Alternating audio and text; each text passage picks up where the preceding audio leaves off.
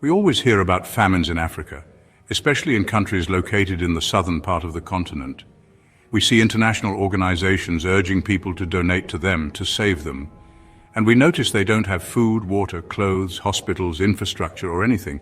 Some villages in Africa, if you visit them, you will feel like you've traveled back in time to the prehistoric era. There's no sign of civilization or urbanization there. But at the same time, we always hear that Africa is a continent very rich in natural resources, to the point that some describe it as the richest continent in the world. Here arises a strange paradox. How is Africa so poor, despite being so rich in natural resources, as they say? Before we talk about anything, let's first understand what resources exist in Africa so we can decide whether it's truly a rich continent or not. Then we'll figure out where these resources have gone and what exactly is happening for Africa to remain this poor. Let's start with gold, which is considered the most valuable element and a symbol of wealth worldwide. There are 7 continents in the world, but imagine that half of the world's gold is in Africa. And not only that, 75% of the world's diamonds are in Africa, 90% of the chromium and platinum in the entire world are in Africa, 50% of the world's cobalt is in Africa, and 30% of the global reserves of gas and oil are also in Africa. And not just that. If one day African countries decided to enter the nuclear field, we'd find that 30% of the world's uranium is also in Africa. As for agriculture, nearly 65% of the world's arable land is also in Africa. This is due to the continent's immense diversity in plants and crops, such as cocoa, peanuts, olives, palm trees, fruits and vegetables. And also some of the best types of wood in the world, like mahogany, are found in Africa. Do you want more proof that Africa is rich? Africa contains 63 river basins, which cover approximately 64% of the continent's area. The western coastal part of Africa is one of the most important fishing regions in the world, producing millions of tons annually. Additionally, Africa's inland fisheries contain more than 3,000 species of fish, representing 2/3 of the world's inland fish production.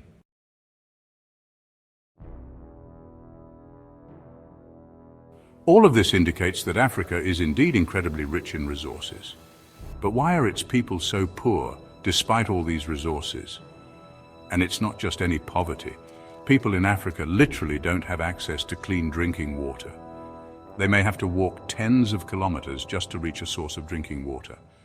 Looking at statistics, we find that nearly 1/3 of the population in southern Africa suffers from hunger. Add to that the fact that Africa has the highest child mortality rate in the world. 1 in every 11 children dies before reaching the age of 5. Around 40% of children don't attend school because they work to provide income for their families. It's the peak of suffering. But what is the reason? Why is everything so chaotic? History books tell us that Africa's natural resources have been its curse. This is because colonial powers have coveted them throughout history. To understand the story, let's go back a bit. The first direct contact between Europeans and Africa was at the beginning of the 15th century, when the Portuguese managed to cross the Mediterranean and reach Africa's coast through Morocco. Over time, Portugal began exploring the African coastline, followed by the Spanish, French, and Italians. When Europeans penetrated southern African countries, they discovered a true treasure trove of wealth and resources. What made it even better for them was that it was unprotected. The local populations were generally peaceful, and even those who weren't peaceful didn't have advanced weapons to defend themselves. Here, Europeans seized the opportunity and began practicing all kinds of assaults and looting against Africans. European ships would arrive at African coasts and load up with whatever resources they could find: gold, timber, fruits, animals, whatever you can think of. And as if that wasn't enough, they even took the people themselves as slaves to work for them. To the extent that the Europeans, in their greed for Africa, started fighting among themselves over who would take the biggest piece of the cake. This led to the Berlin Conference in 1884, where they literally divided Africa among themselves. This cake was divided among 7 main countries, which were the strongest European powers at the time: Britain, France, Germany, Italy, Spain, Portugal, and Belgium. France alone colonized about 20 African countries, almost half of Africa. French colonization remained in some of these countries for more than 100 years. That's why it's not surprising that many African countries still speak French today. This long period of colonization drained African people completely. That's why we can say that European colonization is the main reason Africa is poor, hungry, and uneducated, and lacks infrastructure.